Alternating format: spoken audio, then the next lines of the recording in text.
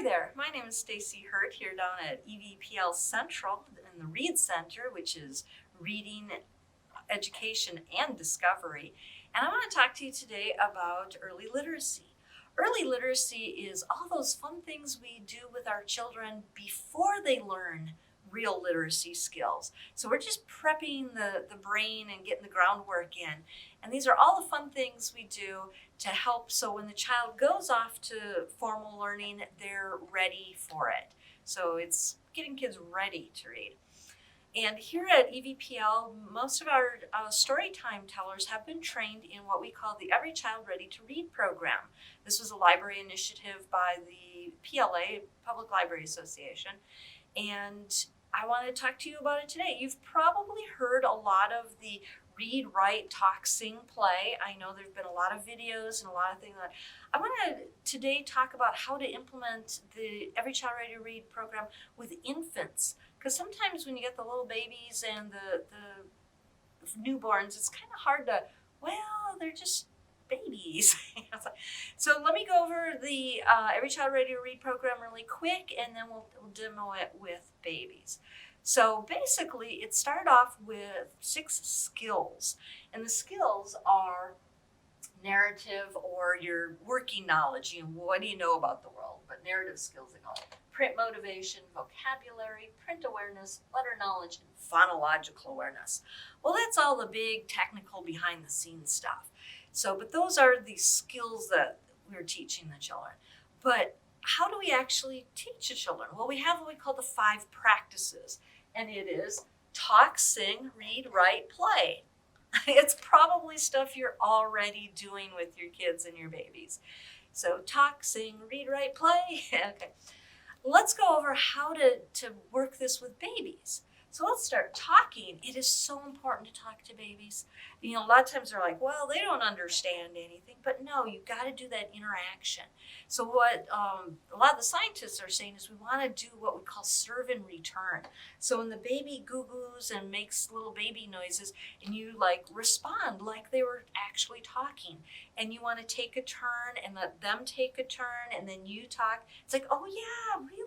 Okay. And you point things out. Oh, look at the stars. Is that what you're talking about? And just they're practicing taking turns in a conversation. We call this serve and return.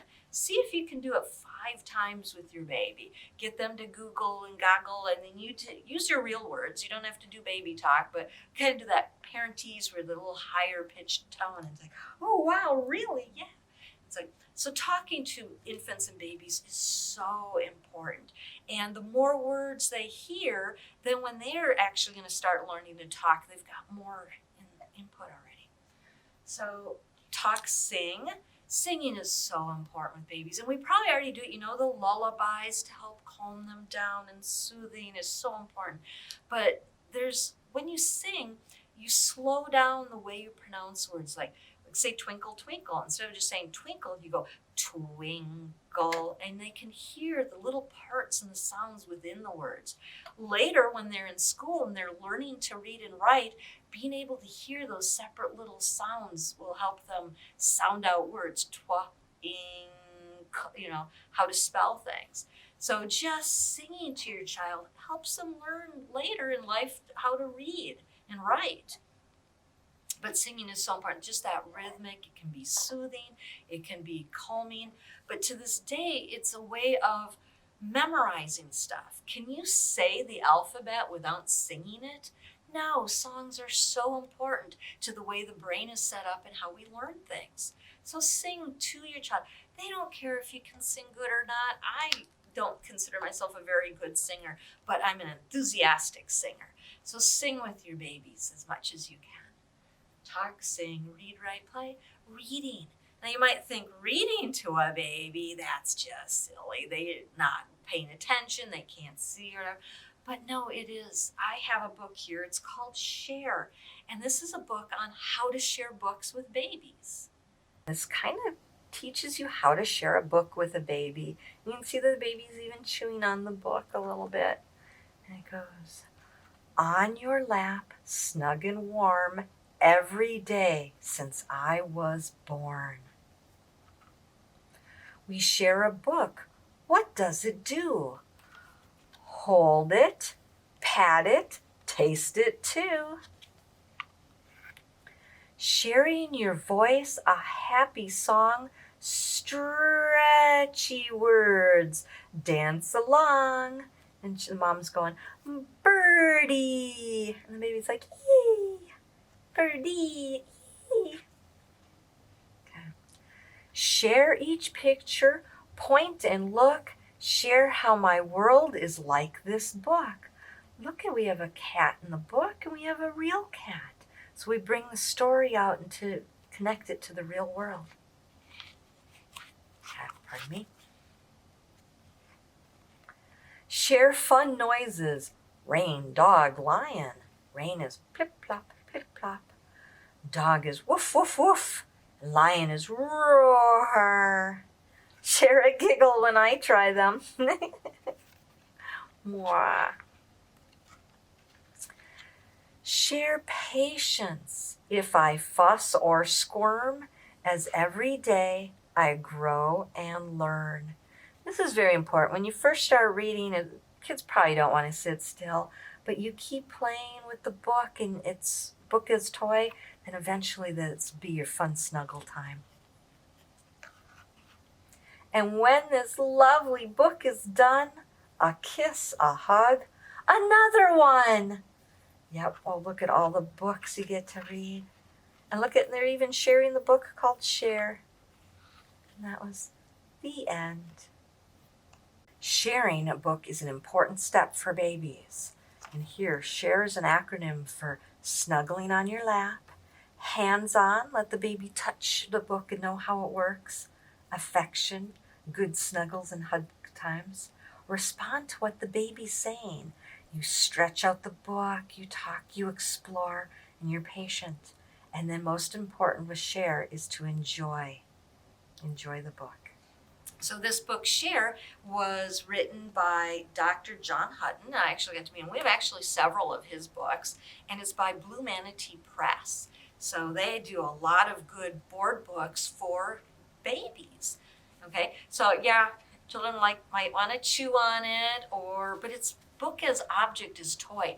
Always have some board books or indestructible books in the toy box so they can learn, oh look, it hinges, it opens, it closes, so they know the mechanics of a book. That also helps with our skills behind the parent motivation and that. So always read to your babies. They might not pay attention, they might not sit still for it, but they're still getting valuable information out of it. Talk, sing, read, write, play. Writing. How do you do writing with a baby? Now, you know, with a toddler, you let them scribble as much as possible, and they scribble, and eventually those scribbles get organized and directional, and then eventually, you know, they can draw pictures and, you know, handwriting.